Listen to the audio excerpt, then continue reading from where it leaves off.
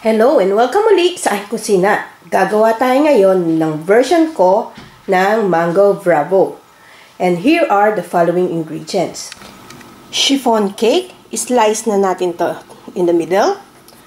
Meron akong mango cubes, mango tidbits. Dahil walang mango dito, ang ginamit ko yung mango in can. So, hindi masyadong malasa ito. Nung umuwi ako sa Philippines, nakabili ako nitong mango flavor. So, maglalagay lang ako ng few drops para medyo magkaroon siya ng lasa. Meron akong crushed cashews, milk, para dito sa ating chocolate mousse. Kung wala kayong mabilang ganito, pwede yung ready-made na ang gagamitin nyo. So, para sa ating meringue, meron tayong egg whites, castor sugar. Kung wala kayong castor sugar, pwede na yung granulated sugar, cornstarch, cream of tartar. At para sa ating frosting, gagamit tayo ng whipping cream, icing sugar, at cream cheese. So, kakailanganin din natin ng chocolate syrup para sa lahat na ingredients at exact measurements. Makikita nyo ang link sa description box. Pakicheck na lang. Ang ating first step, magpre-prepare lang tayo ng dalawang same size na tray with parchment paper. So, yung back ng ating spring foam pan, so, nag-trace lang ako. Yan. And then, balik na rin natin. So, mag-preheat na rin tayo ng oven sa 300 degrees Fahrenheit or 150 degrees Celsius. So, ating next step, itong ating egg whites, ibibit lang natin paggawa ng meringue. And ilagay na natin yung cream of tartar.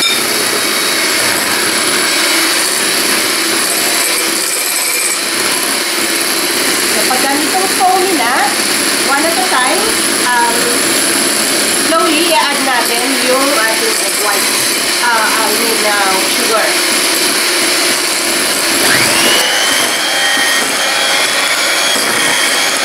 So, ayan, malapit na tayo ma-reach ang ating fixed stage.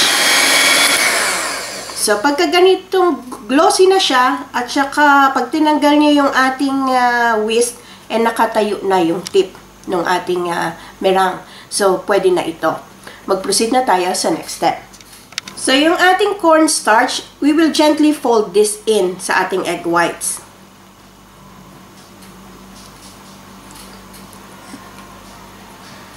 Yan. Fold in lang natin. Be careful not to over-mix it para hindi ma-deflate yung ating egg whites. Yan. So, this one is ready. So, there are two steps kung paano nyo ilalagay ito sa ating prepared pan. So, pwedeng kayong gumamit ng piping bag with a big round tip or ilagay nyo na directly. So, hatiin natin ito sa dalawa dahil dalawa yung ating gagawing meringue.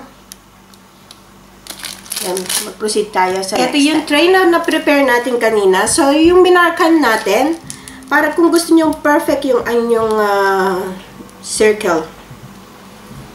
So, ikutan lang natin.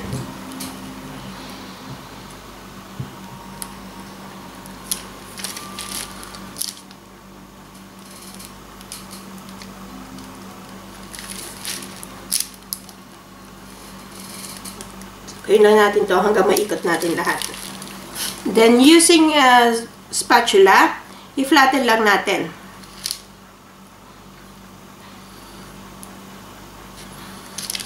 So, para bilog na bilog ang ating meringue. Then, make sure na level ito. Okay. Kung gusto nyo naman i-omit yung paggagawa ng sa piping bag, so, ilagay nyo lang yung remaining sa gitna. And then, again, using the spatula, i-spread out lang natin yung egg whites. Hanggang doon sa minarkan natin ng pen. So, mas madali ito.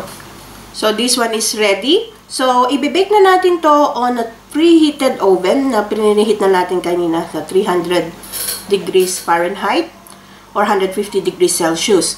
So, depende sa thickness kung gaano katagal yung ating pagbibake. So, ibibake natin to maybe around 35 to 40 minutes. So, habang hinihintay natin yung meringue, gawin na natin yung chocolate mousse. So, inilagay ko na yung ating milk dito sa bowl. So, isama lang natin yung chocolate mousse powder. So, as I said earlier, kung wala kayong ganitong mabilan, pwede na kayong gumamit ng ready-made. So, iwi-whisk lang natin to hanggang ma-dissolve yung ating powder, hanggang mag-thicken lang ng konti. So, ayan, thick na yung ating mixture. So, pwede na natin itong ilagay sa fridge to chill para mag-firm up pa. So, yung ratio ng milk at saka sa powder, depende na lang sa instruction sa packaging. So, pakicheck nyo na lang. So, ang ating next step, ito namang ating whipping cream or yung ating frosting, gawin na natin. So, inilagay ko na dito sa ating bowl. And then, i-add natin yung icing sugar. Itong icing sugar, depende din sa sweetness na gusto nyo. Pwede kayo mag-add kung medyo sweet ang gusto nyo. So, haluin lang natin para pag whisk natin mamaya hindi tatalsik sa atin at hindi tayo dissolve na yung ating icing sugar. Pwede na tayong mag-whisk. On high speed, i-whisk natin to hanggang maging soft peak.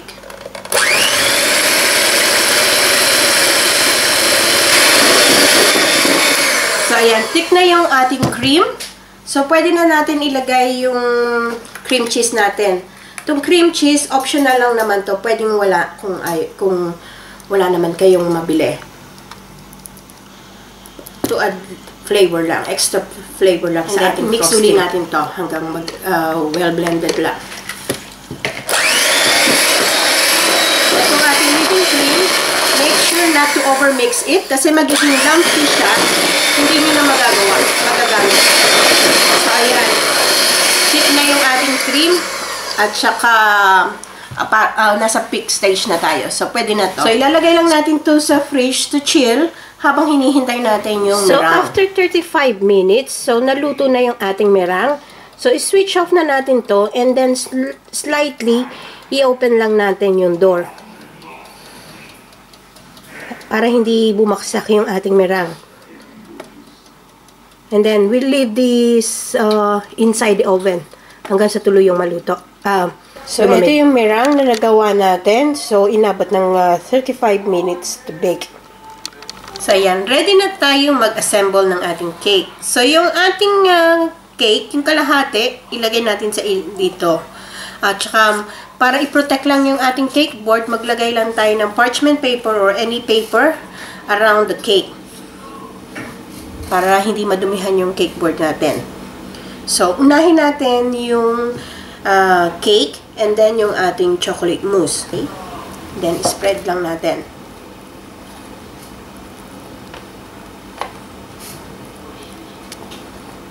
Spread it evenly.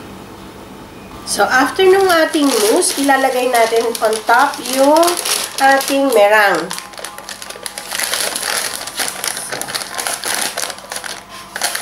Tanggalin lang natin carefully para hindi ma-durot. Then, on top of the meringue, ilalagay natin yung cream cheese frosting natin. Then, again, spread it out.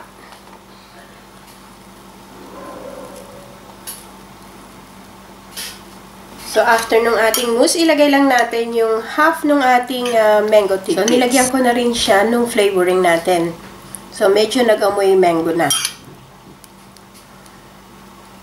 So, nasa sa inyo yung kung gaano karaming mangoes ang ilalagay nyo. And then, ilalagay natin yung ating cashew nuts. Sprinklean lang natin. Ito din, nasa sa inyo kung gaano karaming nuts ang gusto nyong ilagay. Tapos, ang next layer natin, yung meringue ulit. So, stop. So, carefully, tanggalin natin. Yan.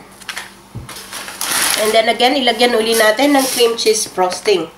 So, same procedure nung isa. And then, yung last portion ng ating mango tidbits. So, spread lang natin. So, medyo kapos yung aking mangoes. And then again, yung ating cashew nuts.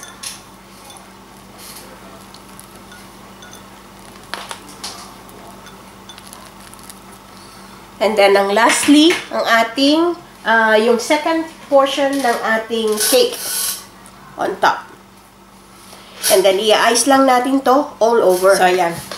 I-ice na natin siya, pati sa sides, yung ating frosting. So, continue lang natin to hanggang matapos natin lahat. So, maglagay lang tayo ng frosting sa ating piping bag with a rose tip or star tip. So, mag-ice lang tayo around it. So, tuloy lang natin to hanggang mapaikutan natin lahat. So, ayan, na-ice na natin, na-decorate na natin yung ibabaw. So, ilagay na natin yung ating mango slices on top. So, again, nasa sa inyo yun kung gaano karaming mango. Since kapos ako sa mango, so kung ano lang ang meron, yun ang gagamitin natin. Okay, and lastly, ang ating chocolate syrup. So, lagyan lang natin on top.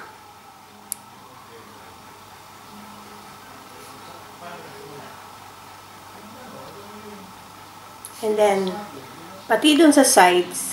So, eto na ang aling Oday's version ng Mango Bravo. So, ibalik lang uli natin to sa fridge to chill, maybe for 2 hours bago natin i-serve. So, sana magustuhan nyo itong recipe na ito and share it with your friends. Hanggang sa susunod kong video, magkita-kita ulit tayo. Salamat! Bye!